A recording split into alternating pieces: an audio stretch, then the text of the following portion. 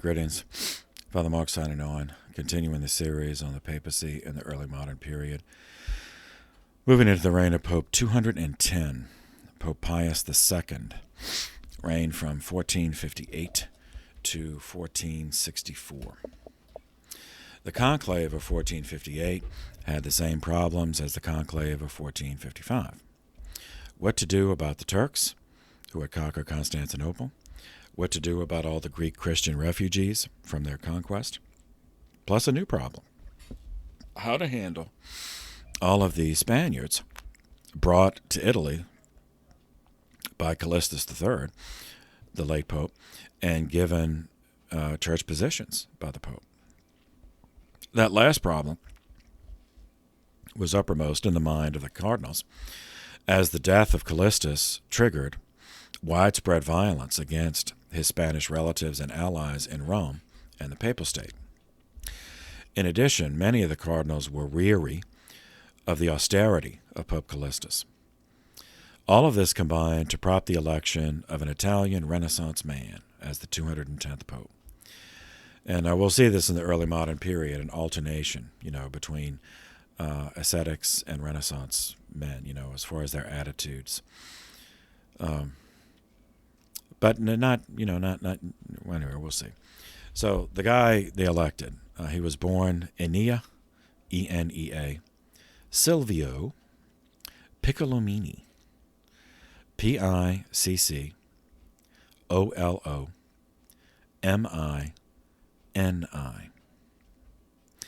He was born on October 18th, 1405, outside of Siena, Italy. Born into an aristocratic family, but one that was impoverished. So they still had their title, but not their wealth. So Enea had to work in the fields at harvest time. Italian field workers would frequently sing to provide a cadence and rhythm to the labor and to pass the time. So Enea discovered very young that he not only had total recall of all the lyrics of every song they ever used after hearing them once, but he also discovered a facility for making up lyrics himself that fit the cadence of the songs they used. And, it was kind of entertaining, and it helped pass the time of that arduous labor of the harvest. So this brought him to the attention of people who saw he had potential and ensured that he obtained an education in Siena. At school, it became apparent that he was a prodigy. He was a language prodigy. He became completely fluent in Italian, French, Spanish, German, Latin, and Greek. In terms of personality, he was a very witty, entertaining kind of person, very gregarious, gifts which he parlayed into advanced education in Florence. In Florence, he was fully exposed to the Renaissance, with both the positive and negative aspects. He studied under a humanist, Francesco Filefio, and mastered the entire corpus of Latin and Greek classics that were available at the time in Florence. He drank in all parts of the Renaissance, the beauty as well as the immorality.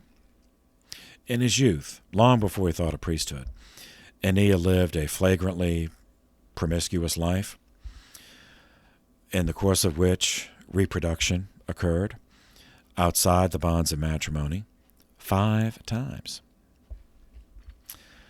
with different females. His linguistic gifts, combined with his personal charisma, made him a valued asset in the diplomatic world.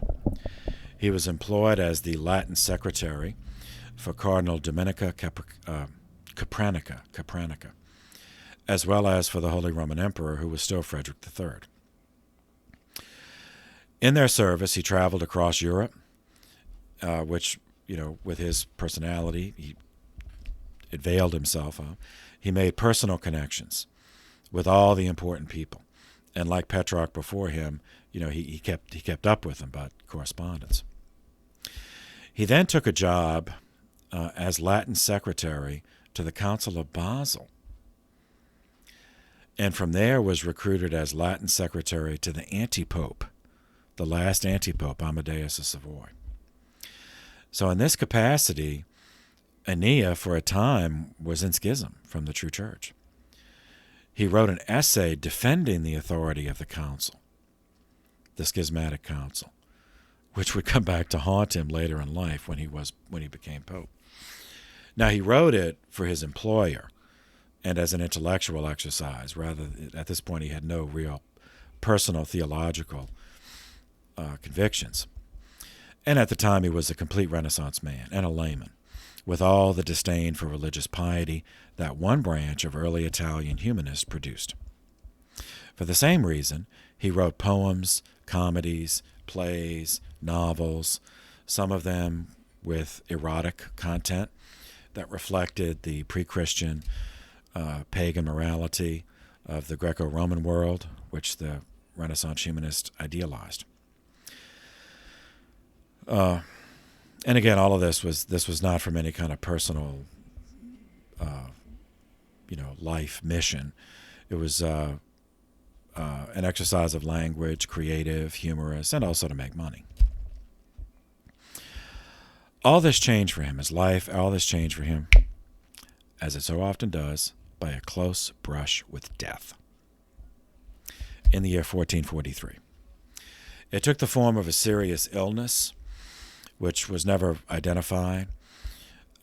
It was severe enough, well, he believed it was the plague, and it was severe enough that it brought him back to the faith.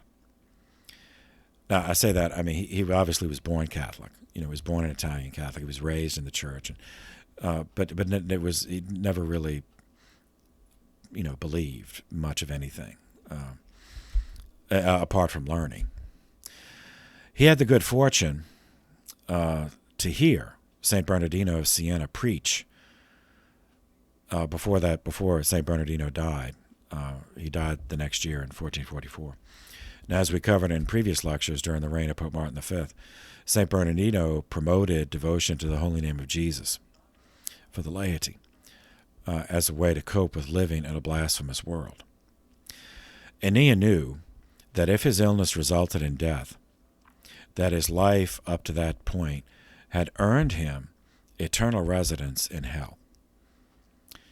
It had been a life of the Renaissance, a life of indulgence, a life of the self, a life without higher meaning or purpose.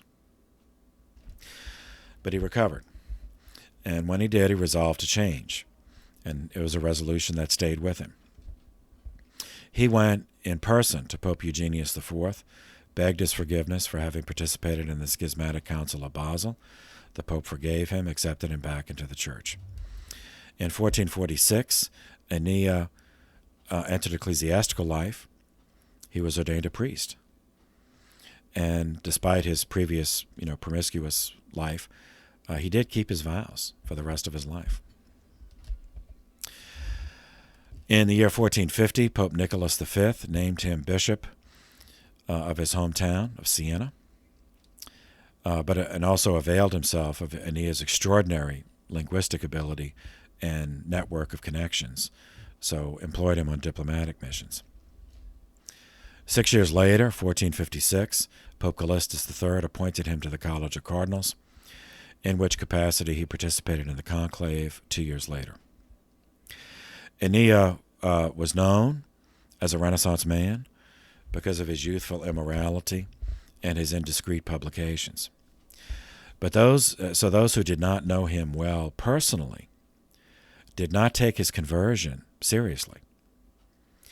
They thought it would be a refreshing change after the austere Pope Callistus.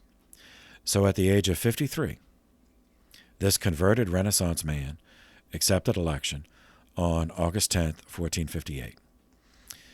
His actual baptismal name, Aeneas, is the Italian rendering of Aeneas, the hero of the Aeneid, the Virgil's epic about the aftermath of the Trojan War.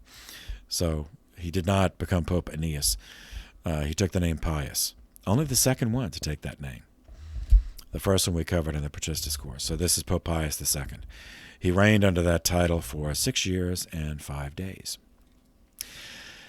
In 1458, the year Aeneas was elected Pope Pius II, the Bohemian Remember, Bohemia is present-day Czech Republic. The Bohemian Hussite cause achieved a stunning victory in the sense it was unexpected. Recall that an earlier round of the Hussite Wars lasted from 1415 through 1434, following the incineration of the Bohemian heretic priest Jan Hus at session 15 of the Council of Constance on July 6, 1415. 24 years after the Hussites had been defeated, so a generation later, Bohemia had forcibly been reincorporated into the Holy Roman Empire. A Hussite, a descendant of the surviving Hussites, named George Podbrady, Podebray,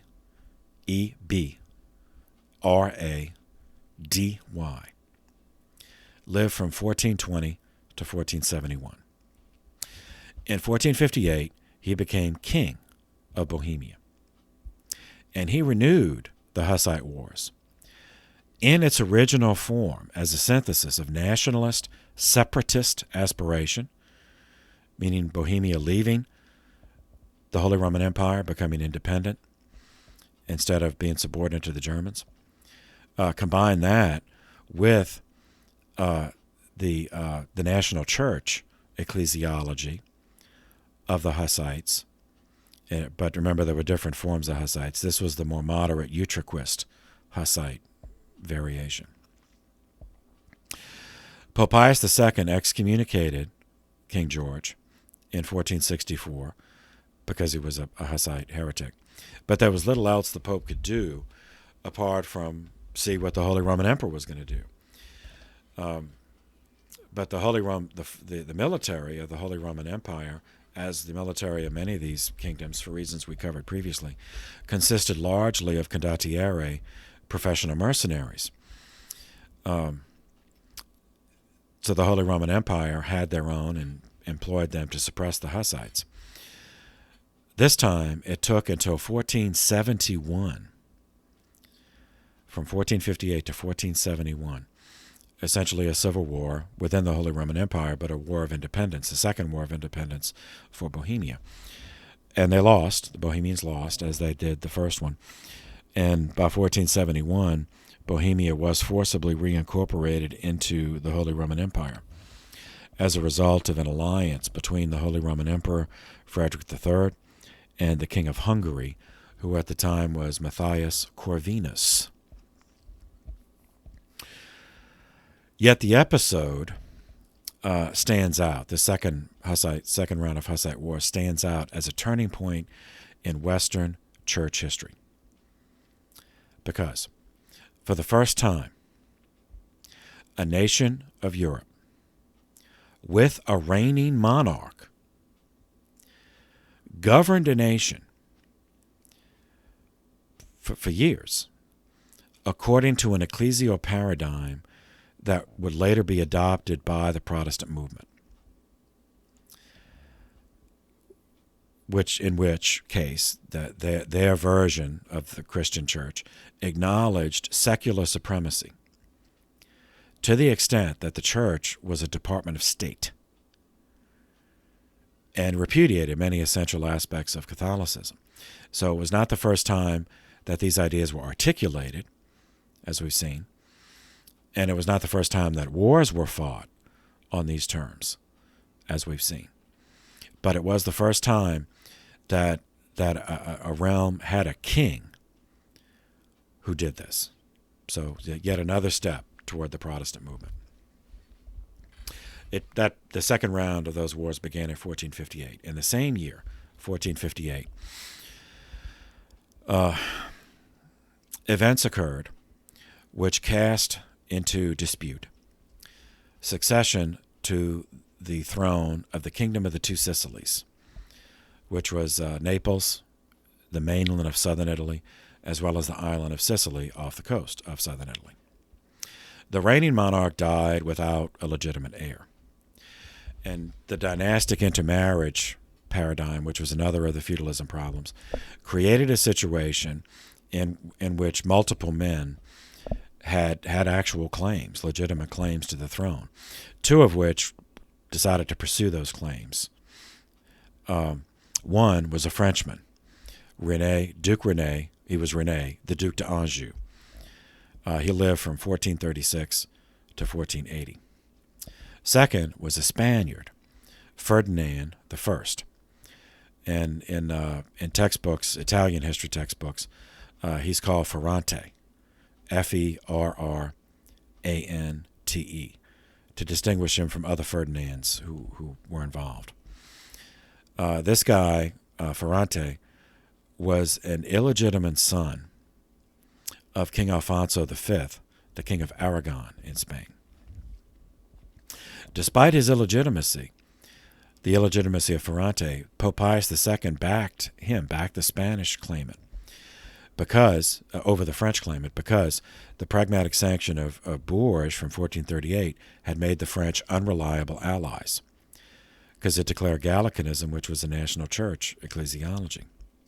This decision to support the Spanish antagonized the French, and that is going to have repercussions, as we shall see. The cardinals who imagined that Pope Pius II would be nothing more than a soft Renaissance man were startled when he announced in the year 1459 his intention to continue the crusade of his predecessor, Pope Callistus III, to liberate Constantinople. Pius distinguished his effort from that of Callistus by a different strategy. And this strategy, though it didn't work in terms of the crusade, it did enter the historical memory and never went away, and in that regard influenced subsequent history. We saw the previous Pope, Callistus III, had simply issued a papal command. We're going on crusade. And he demanded a tithe, he demanded troops to appear to go liberate Constantinople. But Pope Pius, remember his background as a diplomat, instead he summoned what was called a Congress, but not like the American Congress in the sense of an institution, but rather he's summoning a congregation. He's summoning to attend a congregation, convocation. So in that sense, it was called the Congress of Christian Rulers. He invited them, all the leaders, all the monarchs and the leaders of the day, to meet in an Italian city, the city of Mantua, on June 1st, 1459. Now recall, as a layman, Pius had worked on the staff of the Schismatic Council of Basel, and had even written essays defending the authority of church councils. Now, while the Council of Basel went too far, and as we saw, Pius repented of its extremes, the idea of a council as a means of solving problems still appealed to him. The idea of a meeting of international leaders, secular and ecclesiastic, that idea made sense to him. The problem with the Turks was, at that point in 1459, purely military. So instead of a church council, summoning a church council, Pius instead summoned a council of secular rulers.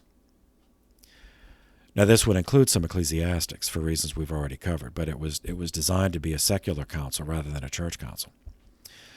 And there were some precedents upon which to build. The model parliament in England took place in the year 1300. Germany, at that time, did not exist as a single country. It existed as a patchwork of what varied between 340 and 350 separate sovereignties, ranging from baronies all the way up to kingdoms. And when all those principalities came together to meet in their version of a parliament, it was called the Imperial Diet, D-I-E-T, derived from the medieval Latin word for day, dies. Dies meant day, meaning they were all summoned to meet on a particular day. In France, the French version was the Estates General, which was first summoned in the year 1302. Even with these national antecedents, the only precedent for an international gathering was a church council, and that was ecclesiastic with representatives of secular leaders. So with this was something new. In summoning the Congress of Mantua in 1459 as a gathering of primarily secular leaders with some religious, but outside of a church council, Pope Pius II unknowingly laid one foundation stone of what would later become the United Nations and the European Union.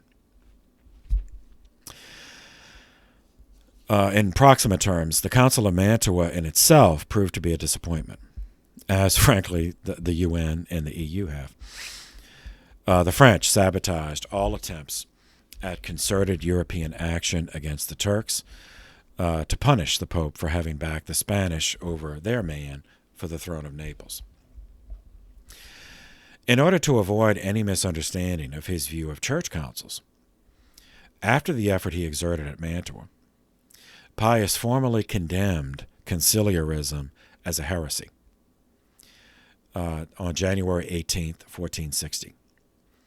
And seminarians, if you want to look it up, the document is titled Execrabilis. Execrabilis.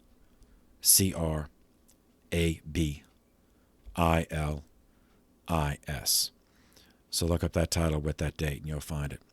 Specifically, it defined the condemned version of conciliarism as the assertion that papal decisions could be appealed to and overturned by church councils.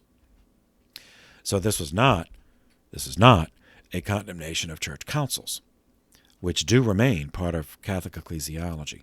It was a condemnation of an extreme version of conciliarism. Check out the Catechism, number 884. Defines a legitimate church council as one that is in union, the bishops as the successors of the apostles, in union with the Pope, who is the successor of St. Peter. January 1455, back to England. As we saw, Henry VI, the third Lancaster King of England, regained his mental faculties and reasserted his rule over England, which began a 30-year-long civil war called the Wars of the Roses, between the two houses, Lancaster and York, descended from two sons, the third and fourth respectively, of Edward III, a late king of the Plantagenet dynasty. The fighting went back and forth. Richard III, Duke of York, claimed to be king, but was never crowned. Henry VI, the third Lancaster king, was crowned. So you have two guys both claiming to be king. As the war proceeded, Richard of York was defeated and killed by Lancastrian forces at the Battle of Wakefield on December 30th, 1460. So his claim, meaning the York claim to the throne, was then taken up by his son, Edward. This is the future Edward IV.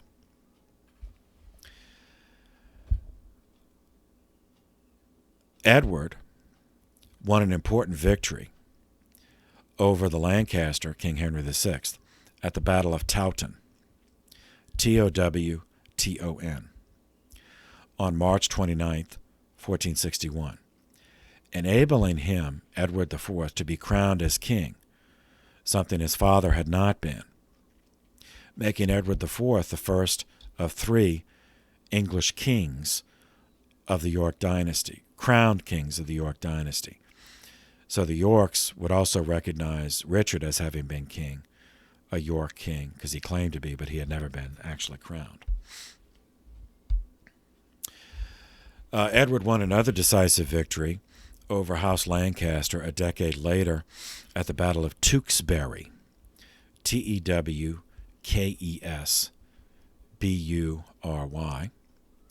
on May 4th, 1471, after which he had Henry VI assassinated.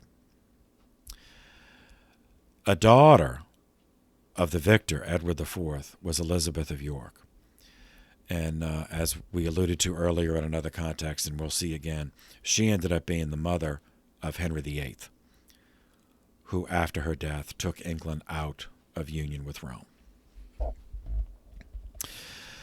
1461, Pope Pius II dispatched Cardinal Nicholas of Cusa, C-U-S-A, as a papal legate to the Holy Roman Empire.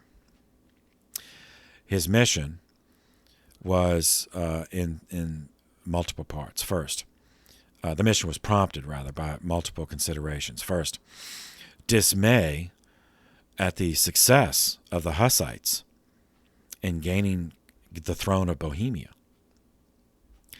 Second, shock at the nationalist ecclesiology demonstrated at the unsuccessful Council of Mantua.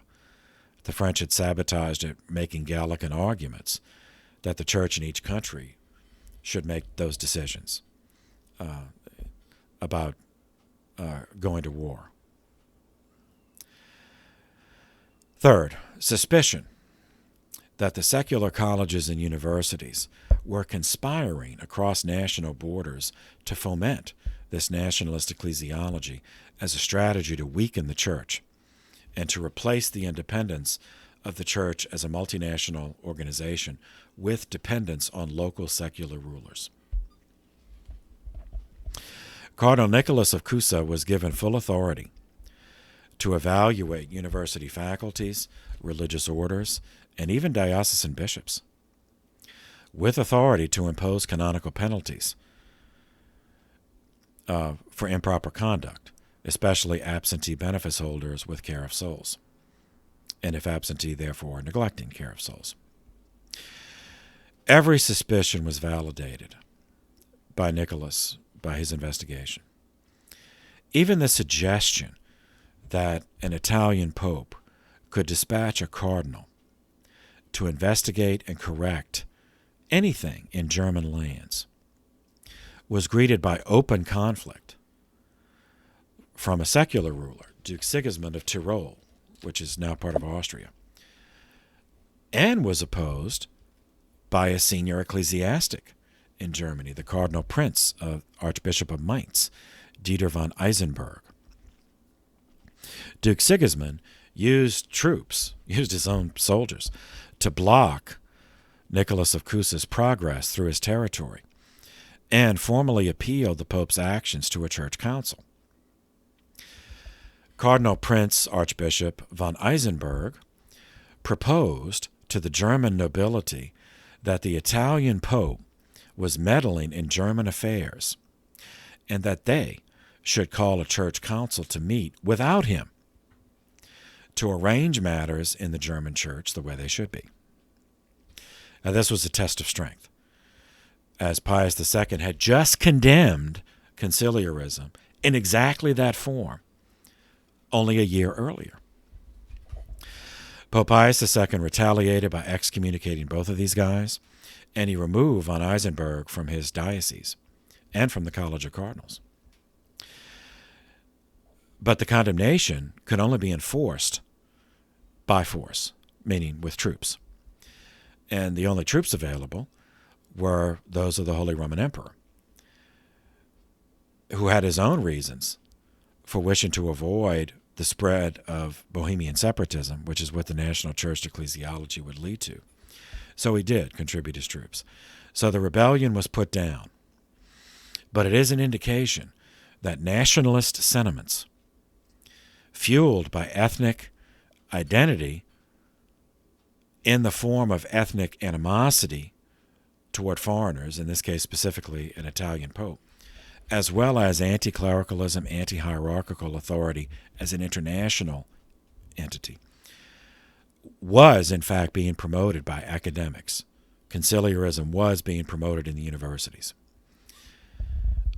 And all these attitudes were present and widespread in Germany 60 years before the Protestant movement began. And yet all those attitudes are going to end up as being constituent elements in the Protestant movement. So nothing just happens. Nothing, ever just happens.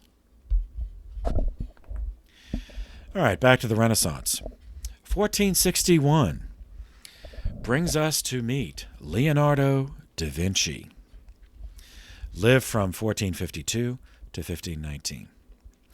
Da Vinci was born an illegitimate son. His father was a notary by profession in the city of Florence. So Vinci was just a little village, but it was within the jurisdiction of Florence. His father remarried, and reproduction occurred, in that second marriage. So then Leonardo is the stepchild, and an illegitimate one at that. So his father had to get him out of the house, so apprenticed him at an early age. 2. Andrea del Verrocchio. Verrocchio.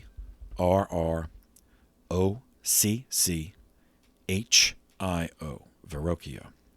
Lived from 1435 to 1488. He was a Florentine painter, sculptor, goldsmith, craftsman, who had a prosperous enterprise, a shop, a workshop in Florence in these key decades of the Renaissance. Verrocchio's workshop produced, for example, the golden sphere that was placed on top of Brunelleschi's dome on the Cathedral of Florence. His workshop also sculpted a statue of David in 1476 that was partially clothed. He wore a loincloth but no shirt, and he had the head of Goliath at his feet.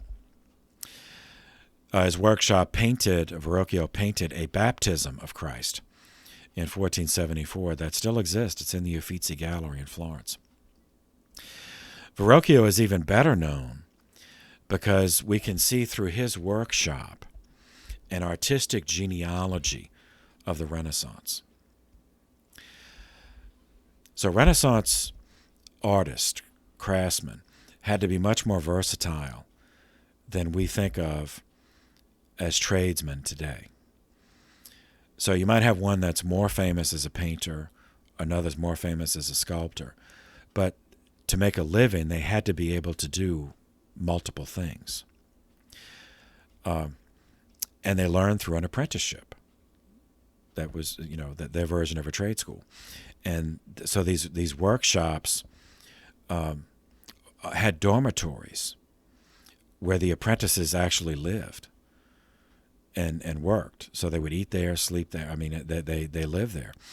And they would the master, in this case Verrocchio, would get commissions to do various things. And he had skills. He would teach the apprentices, and then the older apprentices would pass that on to younger apprentices until they eventually became journeymen, craftsmen, where they could on their own just go out and rent their services or get work, and then maybe themselves become masters and then have their own shop. But they would have, for example, say a wealthy merchant family in Florence. They build a new house. So they might go to Verrocchio's workshop. Okay, we want a house, so we want you to design that and build that. We want these various pieces of furniture, so we want you to build that. And we want our walls decorated, so we want you to do that. You build us a kitchen table and chairs, dining room table and chairs. Well, we want candlesticks. We want you to cast those. We want utensils. You want you to make those, and plates. We want you to make those and also decorate them. So it had to be, and so that's what you learn. You learn this, and all the apprentices learned all these various skills. Later in life, they might specialize in one, but they had to have all those skills. Otherwise, they wouldn't make a living. So workshop, that's what a workshop meant in Florence, and that's what Verrocchio's workshop was. So we can see a master to apprentice. An apprentice that became a master had his own apprentices, and so on. So that's what I mean by an artistic genealogy of the Renaissance, flowing from Verrocchio's workshop. And there were many more, but this isn't a course on art history, so I'll just give you a few of them to establish a framework and also make connections with some famous names. So Da Vinci. Da Vinci was one of the apprentices in Verrocchio's workshop. Da Vinci has entered historic memory as the embodiment of a Renaissance man. He was painter, sculptor, engineer, mathematician, anatomist, naturalist. Many of his works remain standards in art history. His painting of the Annunciation, 1475. His painting of St. Jerome, 1480. His painting of the Adoration of the Magi, the Wise Men, 1481. His painting of Virgin of the Rocks, which is 1480s. And maybe the most famous religious, I mean, the Mona Lisa is probably the most famous, but in terms of religious art, his Last Supper, which was a painting, but it was a mural painted on a wall for the convent of Santa Maria delle Grazie in Milan, painted in the 1490s. Another pupil of Verrocchio's, who became a master himself, was Domenico Ghirlandaio, Ghirlandio.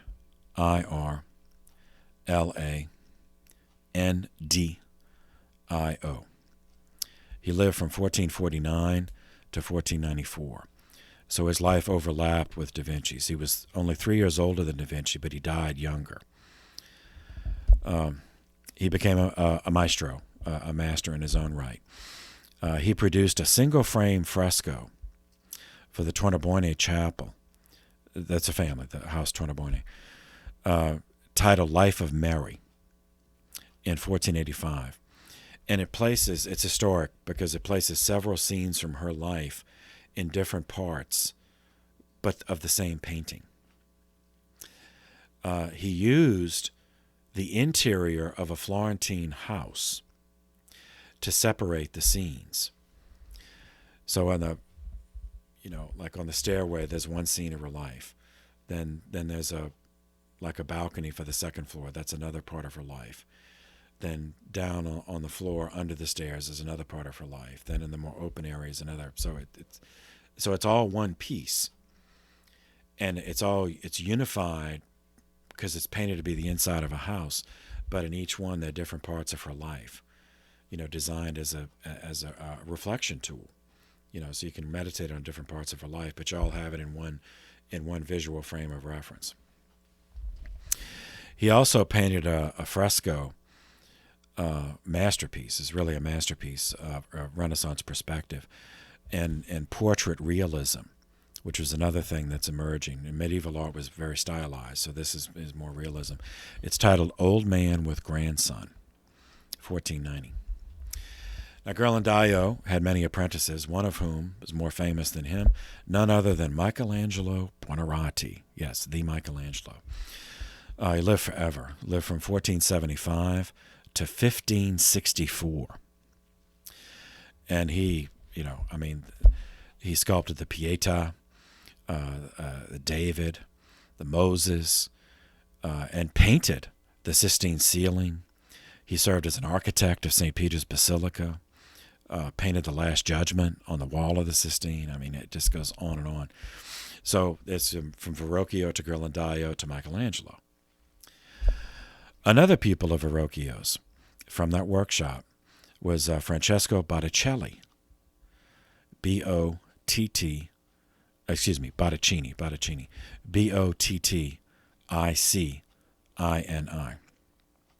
lived from 1446 to 1498.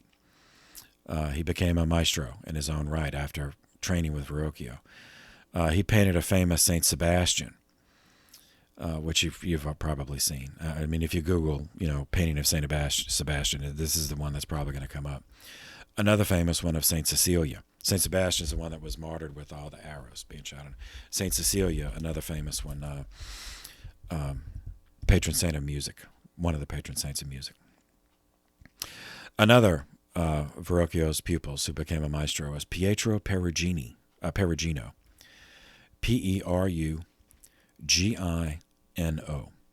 born the same year as Botticini, 1446, but he died younger, 1490.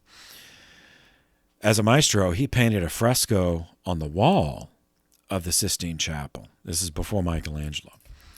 It was called Delivery of the Keys, 1482. He also painted a more famous Adoration of the Magi, 1505. And that one, Perugino's Adoration of the Magi, became a standard, copied throughout the period and into the future periods. More importantly, Perugino had many apprentices, one of whom became more famous than him, Raphael. His actual name is Raffaello Sancio da Urbino. Lived from 1483 to 1520. Many works. Among his most famous was his Transfiguration of Christ, painted 1520. And almost equally famous, the School of Athens, 1511, painted in the papal apartments. So, Verrocchio to Perugino to Raphael, and Verrocchio to Ghirlandaio to Michelangelo. And so it's but all can be traced to that one workshop in Florence. Anyway, okay. Back to the Pope. Since St. Augustine's Confessions, written acts of contrition have been a part of our Catholic spiritual heritage. And as we've seen, Pius dissipated his youth in vice, as St. Augustine had.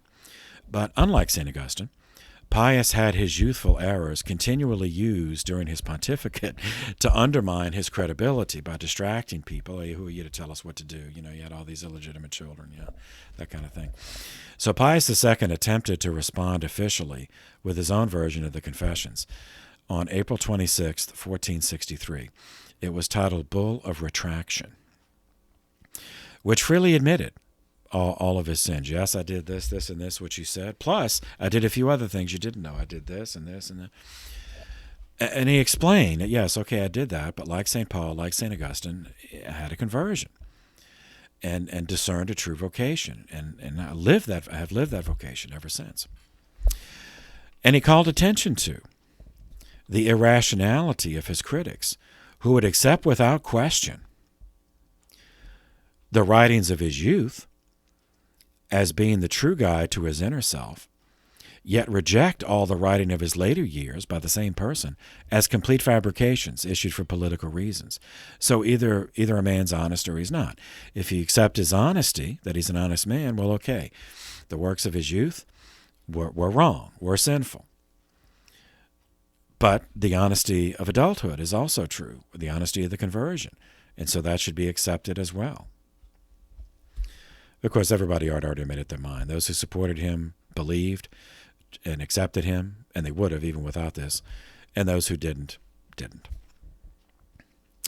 Undeterred by the failure of Mantua, but undeterred in his belief that the Turks had to be ousted from Constantinople, and realizing that Europe was not ready for the kind of unity that would, that was required for the Congress of Mantua to have worked, Pius then reverted to the medieval model and summoned a crusade.